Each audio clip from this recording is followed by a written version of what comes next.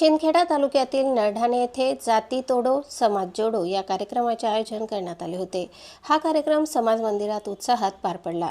समता समाज संघ महाराष्ट्र राज्याचे माननीय विलास गरुड यांनी या उपस्थितांना मार्गदर्शन केले।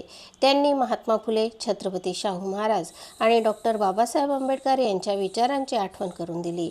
फुले, शाहू, आंबेडकर यांनी केलेले कार्य पुढे नेणे ही आजची गरज असल्याचे त्यांनी सांगितले। तसेच बाबासाहेबांनी दिलेल्या मूलभूत अधिकारांची अंमलबजावणी आज प्रभावीपणे होत नसल्याची खंत त्यांनी व्यक्त केली।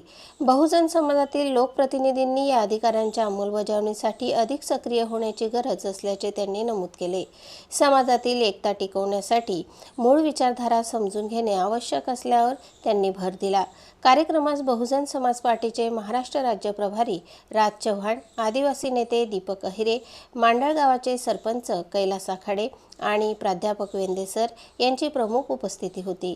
यावेळी फुले, शाहू, आंबेडकरी चळवळीतील कार्यकर्त्यांचा सत्कार करण्यात आला। त्यांच्या कार्याचा गौरव करून सन्मान चिन्ह देण्यात आले। कार्यक्रमाचे आयोजन भीमराव आखाडे यांनी केले होते।